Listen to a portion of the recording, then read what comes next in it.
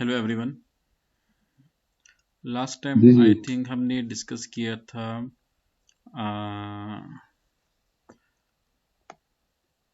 Post first journal entry, इसके ऊपर हम काम कर रहे थे।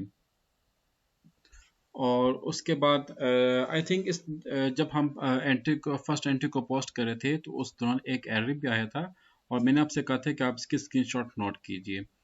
तो अगर तो आपने किसी ने स्क्रीनशॉट किसी ने वो ली है तो काइंडली मुझे ज़रा सेंड कर दें प्लीज़।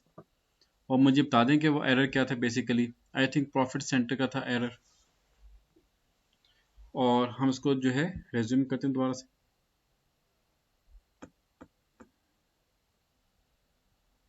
अच्छा, FB50। स्क्रीन पे ऑलरेडी शेयर किया हुआ है। लास्ट जो एरर था इस तारीख में जो अच्छा, प्रॉफिट सेंटर का एरर था। ग्रुप में शेयर किया था ग्रुप में। लेकिन सर ड्यूरिंग असाइनमेंट हमने कुछ ऑब्जर्व किया था कि एक और हमारे पास एरर आ रहा था हम्म। जो कि आपको व्हाट्सएप पे भी शेयर किया है मिस्टर तौकीर ने। अच्छा अच्छा, वो मतलब ये हम लोग वहीं तक होल्ड हो चुके हैं ना, मतलब उससे आगे प्रोसीड नहीं कर पा रहे। अच्छा अच्छा अच्छा अच्छा अच्छा, ओके ओके ओके ओके। तो अगर अच्छा 20 आज की डेट पे 21.11.2024। और यहाँ पे आप कर दें इन्वेस्टमेंट एंट्री। और 100 डेबिट 50,000 से बढ़ के 500,000 से कर दें। बढ़ के 50,000 आएगा। 50,000। और कैपिटल क्रेडिट स्टडी की 50,000।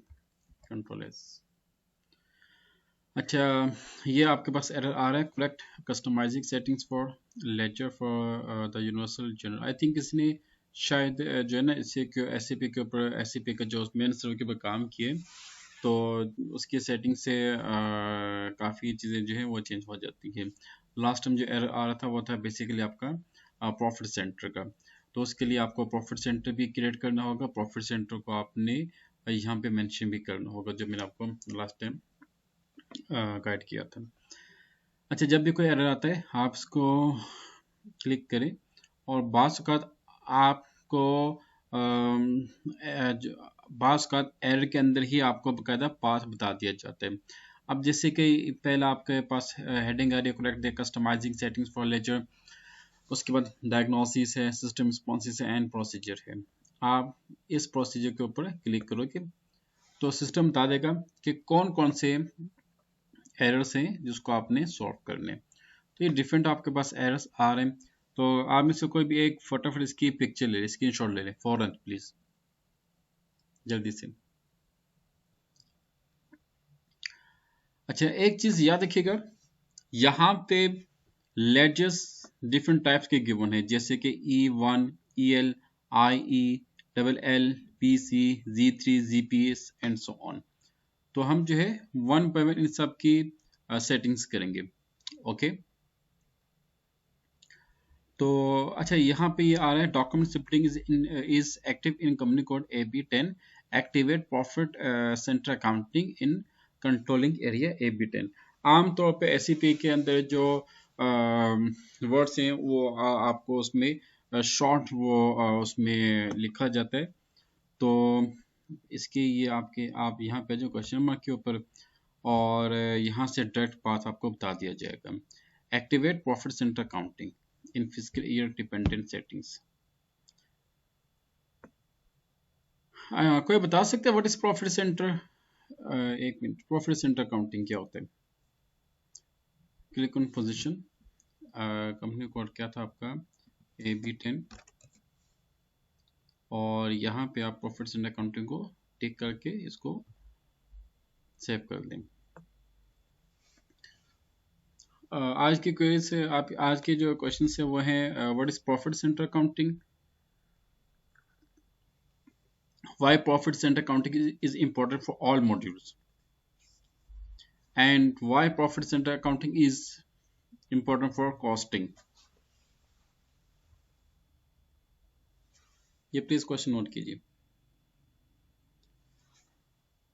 अच्छा, उसके बाद आप आ जाइए यहाँ पे लास्ट वाला, version 0 of controlling R, sorry, area a beta is not assigned to any ledger. This one, ये बेसिकली FICO वालों का स्पेशल टॉपिक है। Ledger controlling centre, define ledger for controlling version, new entry AB10 version 0, leading ledger 0L, enter and save. अब leading ledger क्या होता है, non leading ledger क्या होता है, एक्सटेंशन लेजर क्या होते हैं? फाइनेंस वाले अगर यहाँ पे मौजूद हैं तो जब मुझे बताइए प्लीज। हैदर, इस ग्रुप में माशा से 2 हैदर हैं और एक मिस्टर फरो हैं, मिस्टर बिलाल हैं, मिस्टर अहमद हैं।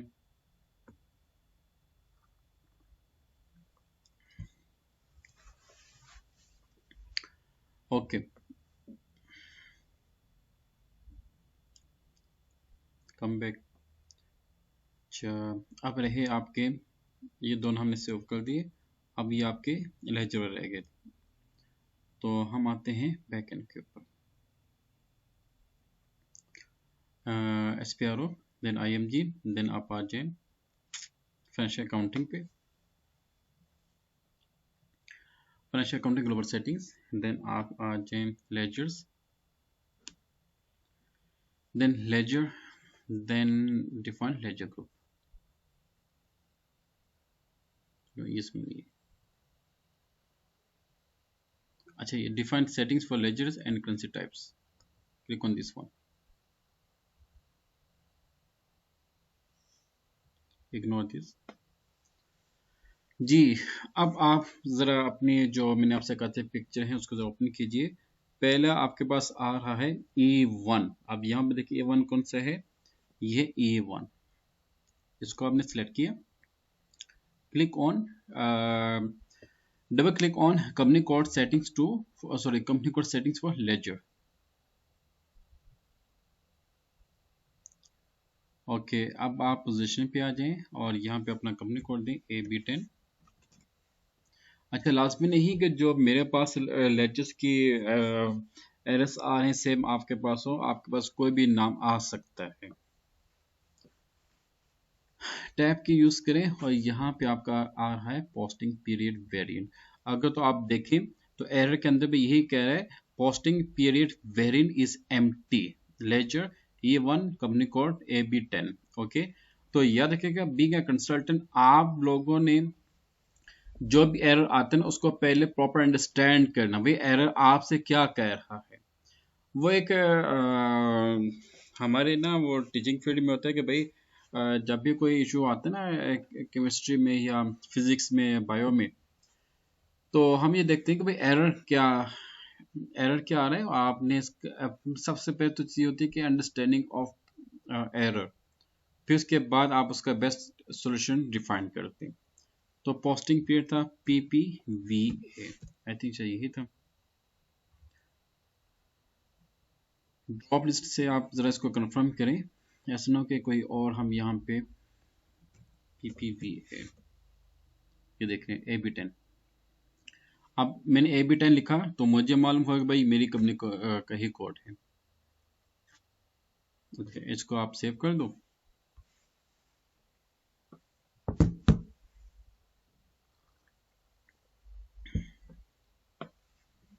एंटर। अच्छा, enter again,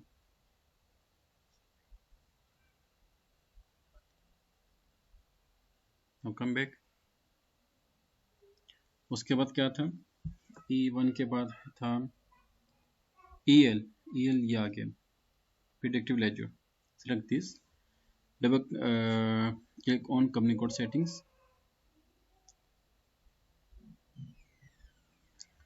position, give a company code AB10,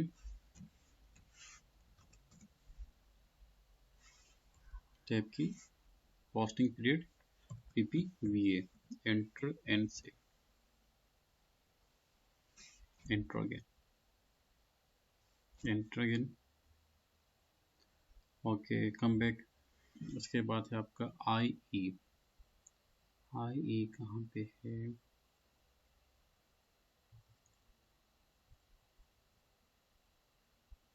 आई ई आ गया, extension laser.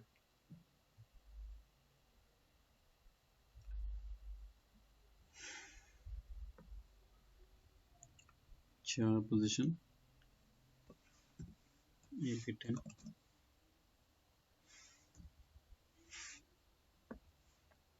P P V A,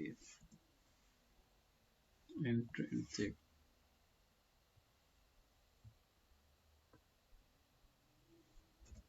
enter again, come back. उसके बाद है डबल एल, प्रिडिक्टिव लेजर।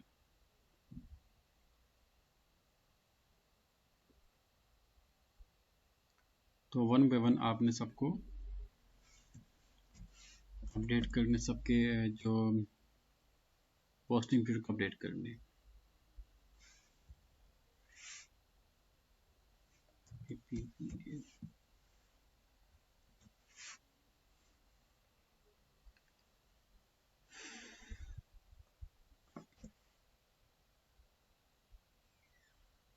उसके बाद है आपका डबल एल हो गया, पी सी। पी सी, ये पिन सीमेंट ये कहाँ से आ गया? अच्छा, एक्सटेंशन ले जाइए।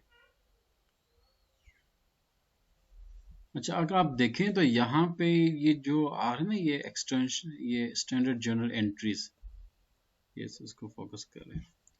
देखिए, हमने पीसी के ऊपर काम किया, ये भी आपका स्टैंडर्ड जर्नल है। और डबल एल लाइन आइटम आ रहा है, extension ledger, zero L leading ledger, और ये प्रिडिक्टिव। अच्छा, एक मिनट, इसको सिलेक्ट कर दें।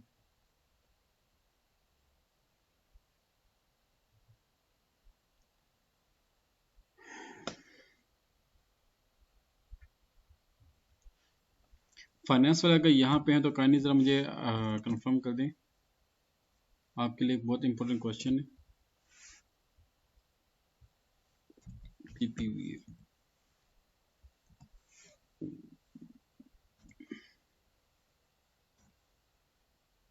Z3 and ZP।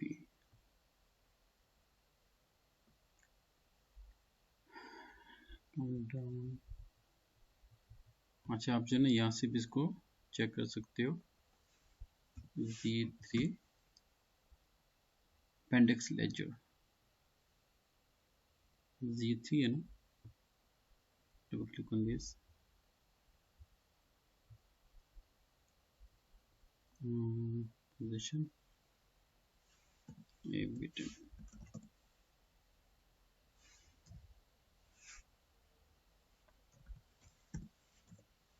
enter and save,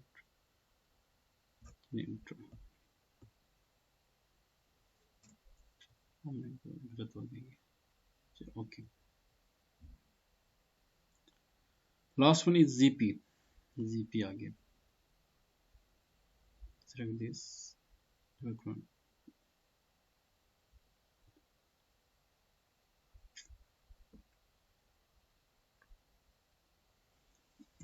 B10,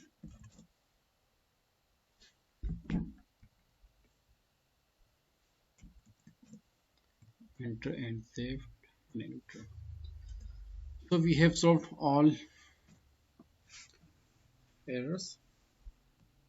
now come back, और यहाँ पे आप इसको क्लोज कर दें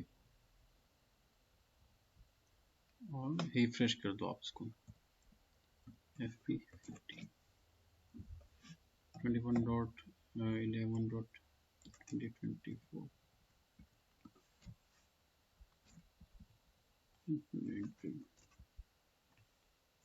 डेबिट 75 कर लेते हैं, 75,000।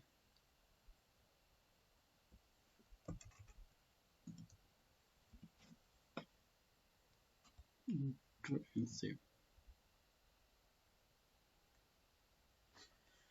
So alhamdulillah, we have posted first journal entry. Document 1 was posting company code AB10। Click on this document, come to display, और यहाँ पे आप आ जाए, click on general ledger view. अच्छा, कम टू प्रिंट प्रीव्यू पे आ जाओ, ये आपकी एंट्री का प्रिंट व्यू आ गया। SPL account debit and capital account credit. अच्छा, अल्हम्दुलिल्लाह ये एक आपका एक माइलस्टोन होता है। जब भी आप एसएपी को इंडस्ट्री में इम्प्लीमेंट करते हो तो आपने स्मॉल माइलस्टोन को आपने कंप्लीट करना होता है। ओके, तो आपको मालूम है कि कोई भी ऑर्गेनाइजेशन हो उसमें फाइनेंस की जो एंट्री है ये टॉप प्रायोरिटी के ऊपर आती है। फाइनेंस की एंट्री होगी तो बाकी जितने भी एक्सपेंसेस हैं उसको वहीं से आप जो है एग्जीक्यूट करते हैं। आप कंपनी का कैपिटल कितना गया 75,000, और इसी के मुताबिक हम जो है आगे जितने भी एक्सपेंसेस हैं उसको एग्जीक्यूट करेंगे।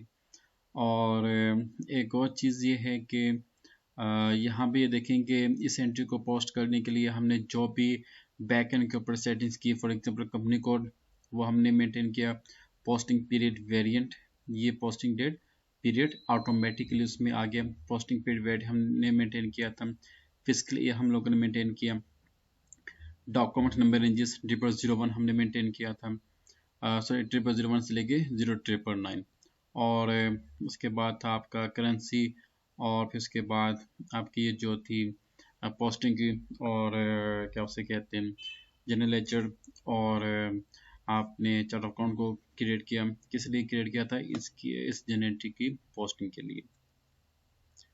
यहाँ तक कोई प्रॉब्लम? और ये अल्हम्दुलिल्लाह हम यहाँ तक पहुँच चुके हैं। ये तो ये आपके जो टॉपिक्स अल्हम्दुलिल्लाह कंप्लीट हो चुके हैं। सर ये ज्यादातर हमने वैसे फीको वाला काम ही किया मेरे ख्याल से।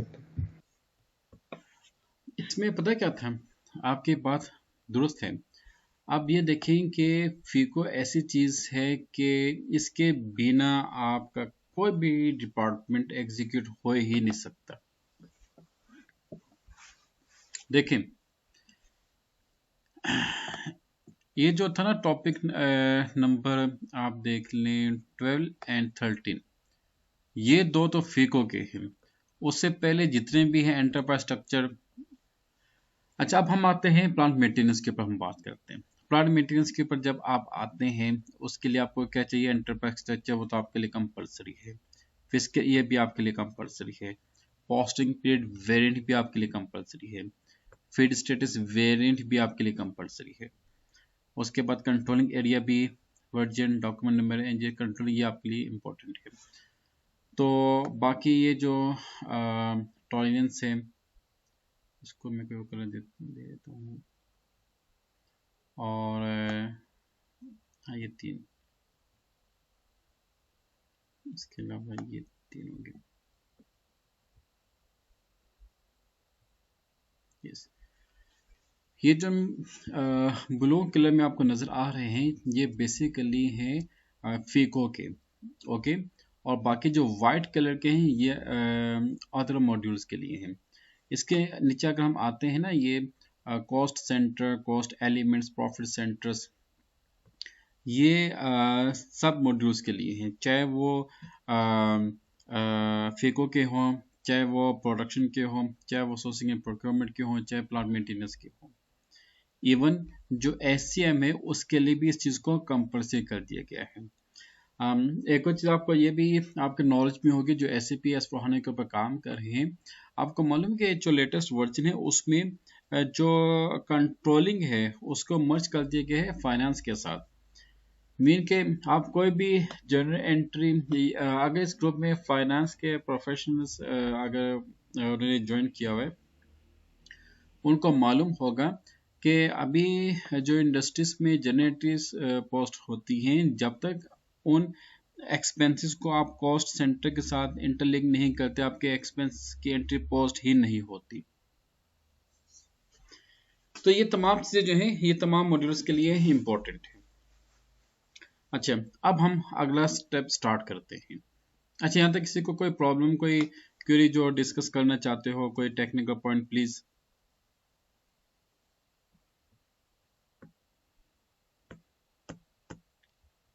हाँ, जहाँ तक बात है असाइनमेंट की, तो आप लोगों ने क्या काम करने के जो भी आप जैसे कि ये मैंने फर्स्ट जन एंट्री पोस्ट की है, तो आप लोगों ने क्या काम करने के इसकी स्क्रीनशॉट लेके फिर उसको आप वर्ड में उसको पेस्ट करें और साथ में उसकी हेडिंग दें कि ये कंपनी कोड है और ये हमने ट्रांजैक्शन पोस्ट की, ये उसका डिस्प्ले है और ये असाइनमेंट नंबर है। इस तरह से फिर आपने अपनी एक अच्छी सी असाइनमेंट की जो बुक उसको मेंटेन करके, तो at the end of training या at the end of week आपने उसको सबमिट करना होता है।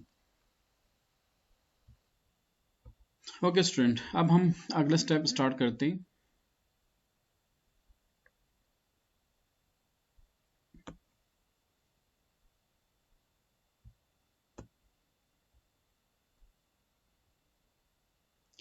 प्लांट मेंटेनेंस के लिए,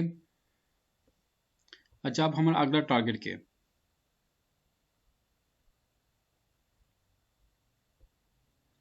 next target is come to logistics, then आप आ जाए plant maintenance,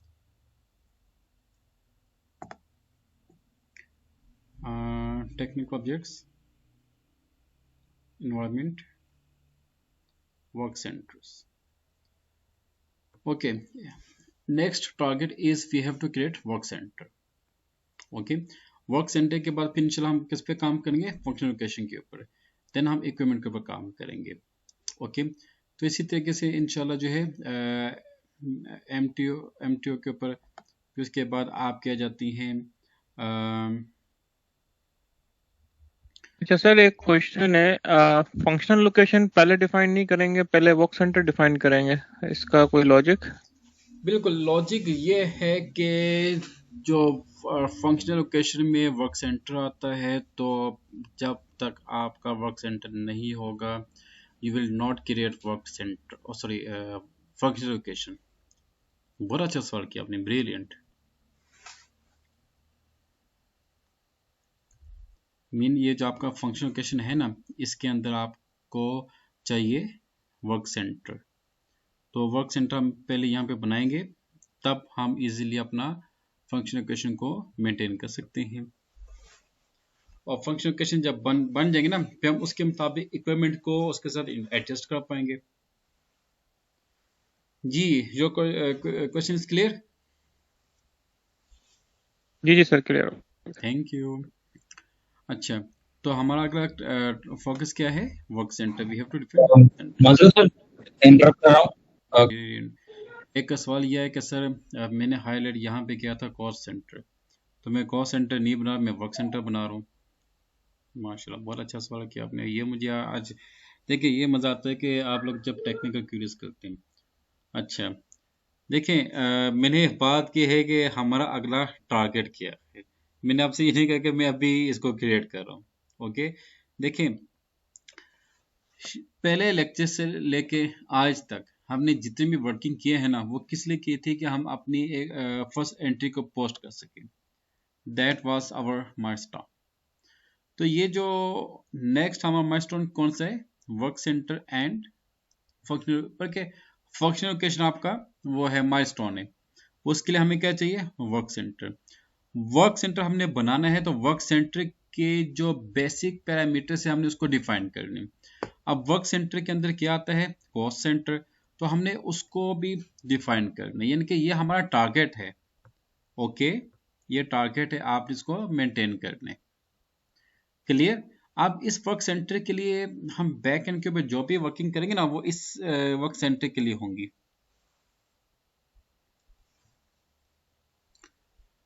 ji boys, point is clear? Point clear है। आपकी आवाज ब्रेक हो गई। आपने क्या कहा कि वर्क सेंटर हमारा टारगेट है, तो उस तक पहुंचने के लिए हमने क्या क्या चीजें, सिर्फ कॉस्ट सेंटर या कुछ और भी आपने ऐड किया? वो ब्रेक हो गई आपकी आवाज। बेसिकली हमें वर्क सेंटर हमारा क्या है, नेक्स्ट माइलस्टोन है, टारगेट है। तो वर्क सेंटर को बनाने के लिए हमें डिफरेंट पैरामीटर्स को इम्प्लीमेंट करना होगा। जैसे कि आपके पास आ जाता है कॉस्ट सेंटर, कॉस्ट एलिमेंट, फिर assign cost centre to cost element, फिर एक्टिविटी टाइप्स। इस तरह की जो उसकी बेसिक रिक्वायरमेंट्स आते हैं हमने उसको फिलअप करने। ओके, क्लियर है। Okay, thank you. अच्छा, अच्छा सर, एक और था प्लीज। प्रोसीड करने से पहले कि वर्क सेंटर में क्या क्या पैरामीटर्स आते हैं उसको डिफाइन करने के लिए, वो अगर आप एक वर्क सेंटर पहले शो कर दें कि यार ये पैरामीटर्स हैं और गुड उसके गुड, बैक एंड पे हम ये करेंगे। Very good very good. अच्छा, अब ये देखें, आप लोगों ने थोड़ी सी वर्किंग इस तरह से भी करनी है कि वी हैव 5 प्लान्स। तो आपने कौन सा PLA1 वर्क सेंटर आप दे दें, WC में वैसे करो 1001। वर्क सेंटर कैटेगरी आपने देखनी है, मशीन है, लेबर है। हम मशीन की बात करते हैं। एंटर। अच्छा, ये हम टेस्टिंग के लिए बना रहे हैं। पर्सनल रिस्पॉन्सिबल यहाँ पे नहीं, तो इसको डिफाइन कर लेते हैं। डिटरमिन, अच्छा, डिफाइन एम्प्लॉयज, यहाँ से इसको डिफाइन कर लेते हैं। डिफाइन एम्प्लॉयज, इन्वेंट्री, PLA1 जी, मिस्टर इसको दें, बल्कि कोड यहाँ पे आएगा 100 मिस्टर क्या नाम दें? मिस्टर वजीज। ओके,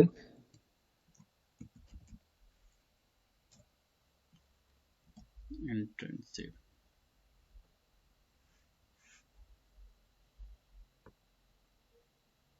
अच्छा, डेटा वाज सेव्ड और बैक पे आ जाए,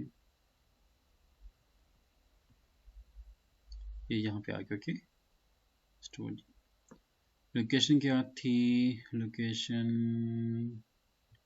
ये यहाँ पे आ गई। यूजेज, ये मोस्ट इम्पोर्टेंट पार्ट है आपका। अच्छा, क्योंकि एक तो आपका आता है ना, ये प्रोडक्शन में भी वो आता है कि उससे कहते हैं वर्क सेंटर आता है, एक आपका आता है मेंटेनेंस में। तो हम चूज करेंगे ओनली मेंटेनेंस टास्क लिस्ट। आम तौर पे क्या होता है कि मेंटेनेंस में माशा से हम और टाइप को भी कंसिडर करते हैं, तो वो उसमें चीज़ें काफ़ी जो है कन्फ्लिक्ट आ जाती हैं, राइट। हाँ, ये भी हो सकता है कि आपके ऑर्गेनाइजेशन के पॉलिसी के मुताबिक आप चूज कर सकते हैं कि आपने तमाम जो टास्क टाइप्स हैं उसको चूज करने या जस्ट मेंटेनेंस को चूज करने। स्टैंडर्ड की वैल्यूज यहाँ पे आपने चूज करना है, प्रोडक्शन है, मैन्युफैक्चरिंग, बल्कि नो स्टैंडर्ड वैल्यूज करते हैं क्योंकि बाकी तो प्रोडक्शन की है ना।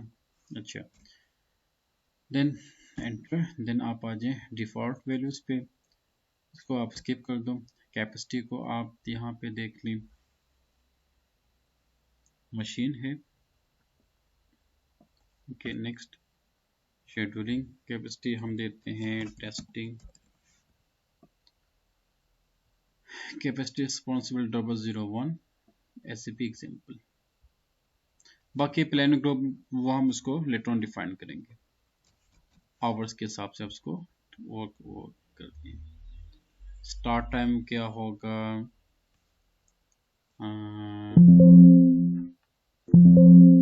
हो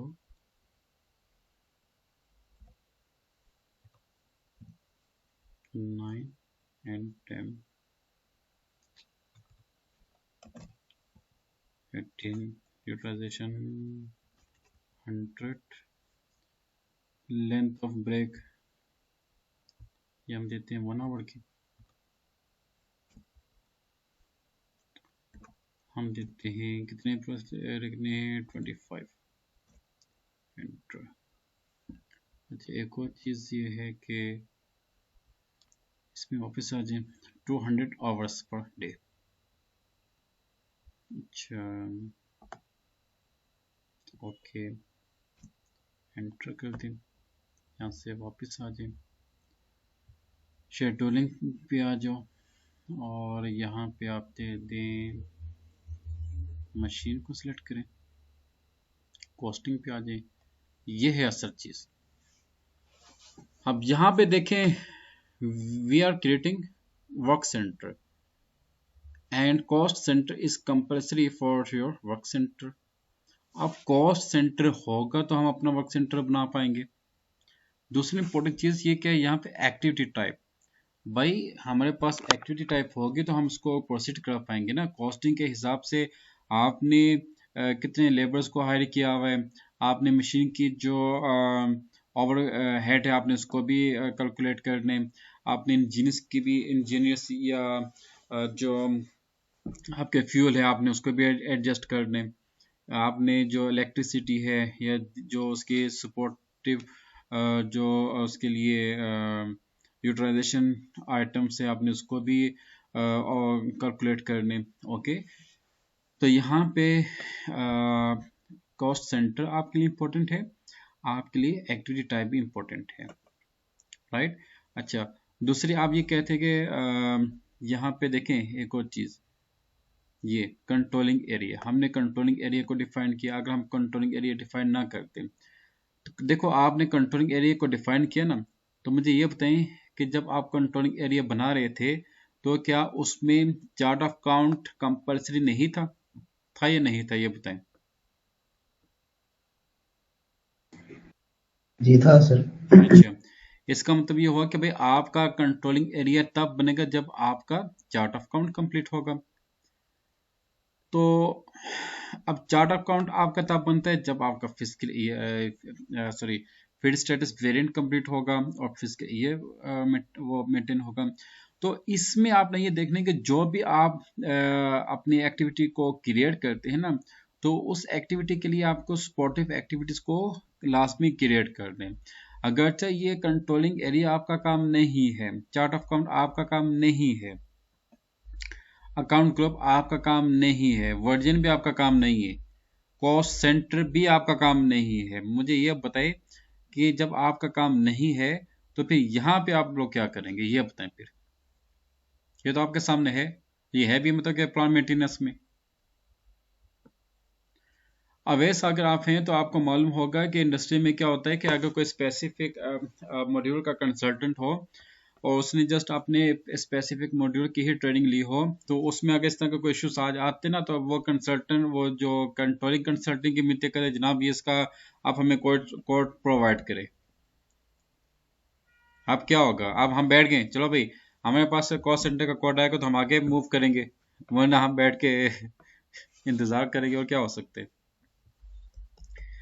तो ये बहुत बड़ा फिनोमेना है जो इंडस्ट्री में चल रहा है। तो इंडस्ट्री भी अब ये चाहते हैं कि हमारे पास जो भी कंसल्टेंट हो वो ऑल इन वन हो।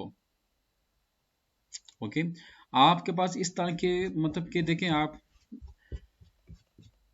अब ये कॉस्ट सेंटर क्या होता है और उसके बाद ये एक्टिविटी टाइप क्या होती है। आप कॉस्ट सेंटर आप तब डिफाइन करेंगे जब आपके पास प्रॉफिट सेंटर होगा। ओके, तो ये एक अलग सी दुनिया है कॉस्ट सेंटर को डिफाइन करना। अच्छा, कॉस्ट सेंटर आप डिफाइन कॉस्ट सेंटर तब डिफाइन होगा जब प्रॉफिट सेंटर डिफाइन होगा, और प्रॉफिट सेंटर तब डिफाइन होगा जब आपका स्टैंडर्ड हायरार्की डिफाइन होगा। अब स्टैंडर्ड हायरार्की क्या बोला आगे भाई, ये देखें कैसी चीजें आपस में इंटरलिंक हो रही होती हैं। यहां तक मेरी बात समझ आ गई, यस और नो? आपके पास चार चीजें, work centre, cost centre, profit centre and standard hierarchy. अब आप मुझे यह बताएं, इन चार में से हम सबसे पहले किसको डिफाइन करेंगे, जल्दी से बताएं। अच्छा, तो अब इसके लिए इसके लिए ना मैंने आपके लिए इसके लिए मैंने स्पेशल आप लोगों के लिए नोट्स प्रिपेयर किए हुए। I want to show that one. Yes, okay. Okay, अब ये आपके सामने आ रहा है, ये देखें, ये कंट्रोलिंग के कुछ स्पेशल नोट्स हैं। अच्छा, आपके सामने क्या है, स्टैंडर्ड हायरार्की है, फिर उसके बाद ये कॉस्ट सेंटर ग्रुप क्या होता है, कॉस्ट कैटेगरीज क्या होती है, कॉस्ट सेंटर क्या होता है, कॉस्ट एलिमेंट क्या होता है, और एक्टिविटी टाइप्स क्या होती हैं। अब मजे की बात भाई, ये तो मैंने कॉस्ट सेंटर का बता दिया ना, अब आपने डिफाइन करने एक्टिविटी टाइप। अब ये एक्टिविटी टाइप कहाँ पे है इसमें, ये। अब मजे की बात, एक्टिविटी टाइप तब आपके बनेंगे जब आपकी सेकेंडरी कॉस्ट एलिमेंट बनेगी, और सेकेंडरी कॉस्ट एलिमेंट तब बनती है जब आपकी क्या उसे कहते हैं, ये चार्ट अकाउंट और जिल अकाउंट्स आपके बनते हो। ओके, तो अब ये समझे कि अगले इंशाल्लाह 2 जो लेक्चर्स होंगे ना, वो आपके इसी के ऊपर होंगे, राइट। और ये देखें, ये टेक्निकल चीज तो है, अगर आप इस पे थोड़ा सा फोकस करेंगे ना, तो आगे जितनी भी चीजें वो आपके लिए बहुत ज्यादा इजी हो जाएगी इंशाल्लाह। अच्छा, ये है आपका स्टैंडर्ड हायरार्की, ये इसको मैंने डिफाइन किया हुआ है, ये चीजें।